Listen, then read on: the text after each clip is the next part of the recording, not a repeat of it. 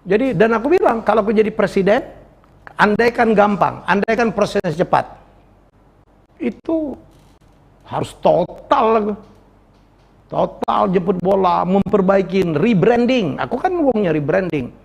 Ya, kita branding lagi nih. Baca aku dulu membranding TVRI itu. Logonya ku ganti, corporate culture ku ganti. Ini proses panjang, Yudi.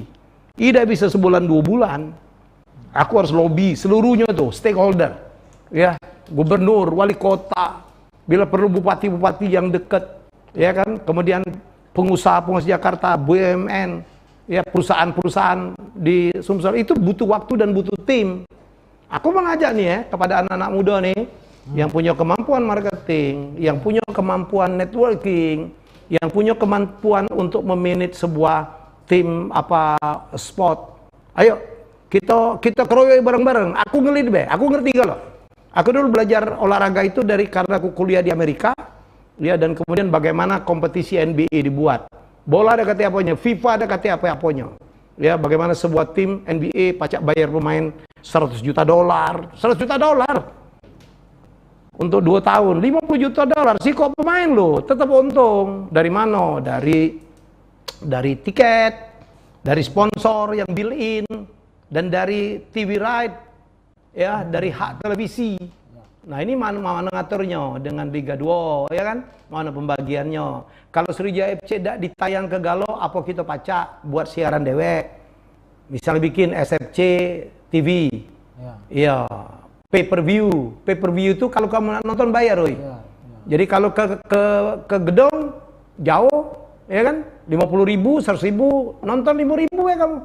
Nah, kalau yang nonton 10.000, kan 50 juta. Sudah pernah dicoba itu di Liga Indonesia juga. Liga Indonesia. Waktu pandemi kemarin. Jadi kita ngomong pay per view, tapi masalah right television kita ngomong dengan PSSI. Kalau kamu kan tidak seluruh pertandingan dimbek kan? Ya kalau tidak dimbek, boleh tidak kita produksi dewek? Nah, aku baca tawar dengan jaringanku. Hei, kamu produksi, kita bagi hasil. Ya kita nonton lah. Kita tuh nonton dari sini. Oh, aku nonton MU dari sini. Nak di mana be aku, nak dalam hutan, nak salado internet, aku pacak nonton MU.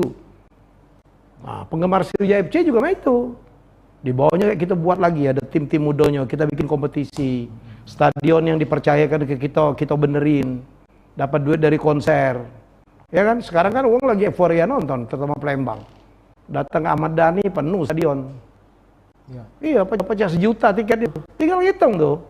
Sekitar stadion kita jadi ke tempat untuk budak-budak makan. Kafe kan di Palembang lagi banyak tuh. Jadi banyak nih tuh. Dari merchandise. Itu ada tim Itali itu nak bangkrut gitu, dia jual merchandise dan selamat. Ini penting loh ini, merchandise tuh. Kesannya sederhana tetapi itu penting. Kita bikin desain yang bagus.